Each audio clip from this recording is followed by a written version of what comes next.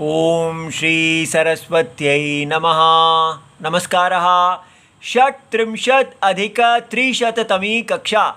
आज का विषय फिर से तद्धितेष्वचामादेः 72117 और ये भाग नंबर 4 है।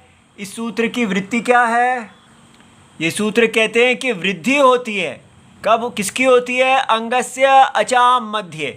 जो अंग जिसकी संज्ञा है उसके अच, जितने भी अच उसमें हैं उसमें जो आदि अच है, आदे है अचाह स्थाने तद्धिते ङिति णिति च प्रत्यय परतः। ये प्रत्यय अगर होंगे तद्धित के तो ये आदि जो अंग का आदि अच है उसकी वृद्धि हो जाएगी। आज हम णिति प्रत्यय रखेंगे और देखेंगे कि इससे औपगवः और कापटवः वो कैसे बनते हैं। तो देखिए, औपगवः का अर्थ है उपगोहो अपत्यम। ठीक है, तो माने उपगोर अपत्यम, उपगु नाम वाले व्यक्ति की संतान। तो अब यहाँ पर इसमें उपगु जो शब्द है उसके साथ प्रत्यय आना है, जो अण प्रत्यय आना है। तो उसको लाने के लिए हमें ये इतने सारे सूत्र पहले देखने पड़ेंगे तो समझ में आएगा कि कैसे हो रहा है। तो ये देखिए, यहाँ पर सूत्र है प्राग दिव्यतो अण। ये सूत्र जो है इसमें पहले प्रत्यय 3, 4, 5 तीनों अध्यायों में जाता है इसका अधिकार। परश्च फिर ङिया प्रतिपदिकात् कि प्रत्यय प्रातिपदिक से होता है, और प्रातिपदिक से होने वाले सारे प्रत्यय चौथा और पूरा 5वां जो अध्याय है उसमें प्रातिपदिक से होने वाले प्रत्यय बताए गए हैं। और इसमें तद्धिताः का अधिकार पहले 75 सूत्र छोड़ दिए जाएं तो 76 से लेके पूरा चौथा और 5वां अध्याय तद्धित के प्रत्यय बता रहा है। फिर उसके बाद इसमें समर्था नाम प्रथमाद्वा, तो जो यहाँ पर है उपगोहो अपत्यम, तो ये अर्थ समर्थ हैं। ये दोनों अर्थ जुड़ रहे हैं और हमें अर्थ का बोध हो रहा है।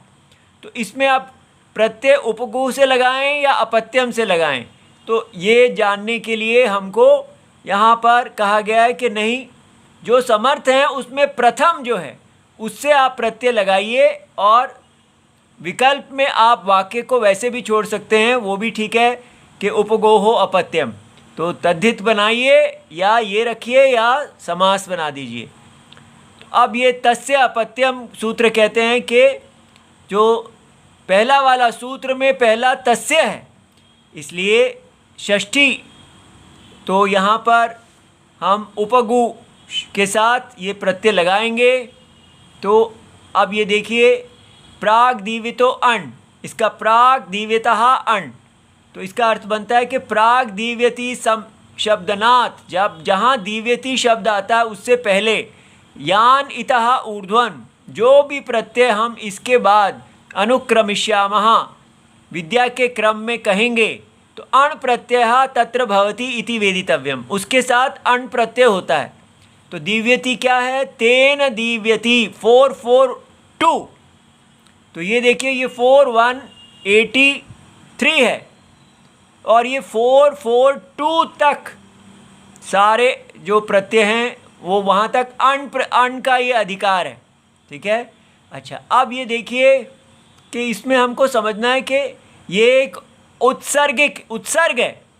ठीक है, और इसमें अभी जो हम प्रत्यय लगाएंगे वो तस्य अपत्यम, इसके बाद आएगा तस्य अपत्यम, और उसके बाद आता है तेन रक्तः रागात, ऐसे। तो इसी अधिकार के अंदर ये जो यहाँ से लेके यहाँ तक है जहाँ अण प्रत्यय है उसमें अनेक सारे अर्थ आएंगे।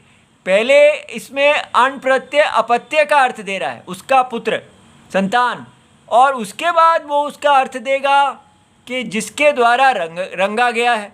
तो इस प्रकार आपको देखना पड़ेगा कि ये अण प्रत्यय जो औत्सर्गिक है इसके अंदर कौन सा वाला अधिकार चल रहा है। अभी हम तस्य अपत्यम देख रहे हैं, फिर तेन रक्तम रागात आ जाएगा, ऐसे और आएंगे। ठीक है, और ये जहाँ तो उत्सर्ग है और फिर अपवाद सूत्र भी आएंगे, ये धीरे धीरे समझ में आ जाएगा। अच्छा जी, तो इसलिए अब हम षष्ठी समर्थात् प्रातिपदिकात् अपत्यम इति तस्मिन् अर्थे अण् प्रत्यय भवति। तो क्या किया हमने, अण् प्रत्यय ये षष्ठी समर्थ उपगु के साथ लगाया अपत्यम अर्थ में, और इसी प्रकार इसका कृत तद्धित समासश्च 1-2-46 से प्रातिपदिक संज्ञा कर दिया, क्योंकि ये तद्धित प्रत्यय से अंत होने वाला है, और तद्धित प्रत्यय से अंत होने वाले की प्रातिपदिक संज्ञा होती है। फिर सुपो धातु प्रातिपदिक यो हो 2471, ये कहते हैं कि धातु का अवयव हो या प्रातिपदिक का अवयव सुप हो, कोई भी सुप हो, तो धातु का अवयव हो या प्रातिपदिक का अवयव हो, उसका लुक हो जाता है।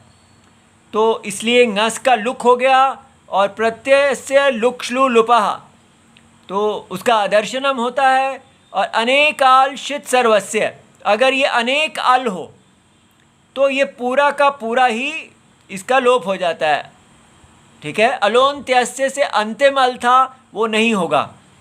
तो उसके बाद उपगु अण रह गया, तब हमने तद्धितेषु अचाम आदेः लगाया, और इसका जो इसमें ऊ भी है, अ भी है, ऊ भी है, लेकिन आदि जो अच है वो ऊ है, इसलिए इसकी अंग संज्ञा भी हो गई, और ये ऊ आदि को लिया और इसके स्थान में हमने वृद्धि की, तो आ औ ऐ।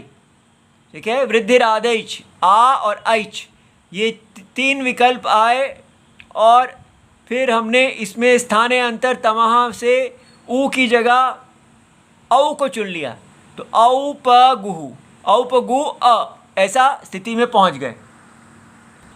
अब इसके बाद यचि भम जो सूत्र है उससे हमने इसकी भ संज्ञा की।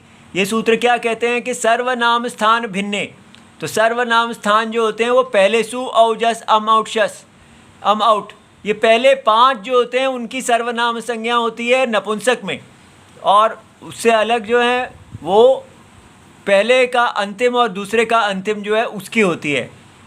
तो वो हम देखेंगे। तो सर्वनाम स्थान को छोड़ दिया जाए तो जो स्वादव स्वादव हैं, अब स्वादव को हम केवल सुप प्रत्यय समझ लेते हैं, ऐसा नहीं है।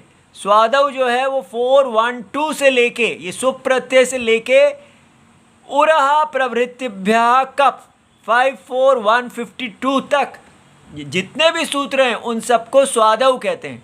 तो उन सब में जो यकार आदि हैं या अजादव हैं, अजादि हैं, ऐसे प्रत्यय होने पर जो पूर्व है उसकी भ संज्ञा हो जाती है। तो ये अजादि प्रत्यय है, तो ये सारे की भ संज्ञा हो गई। और फिर इसकी जब हम इससे हम भस्य अधिकार में गए, या आपको अष्टाध्यायी में भस्य अधिकार देखना है, 6-4-149 में आरंभ होता है और 6-4-175 तक जाता है। इस भस्य अधिकार में ये सूत्र है और गुणः 6-4-146। तो यहाँ तद्धिते भस्य और अंगस्य की अनुवृत्ति आ रही है।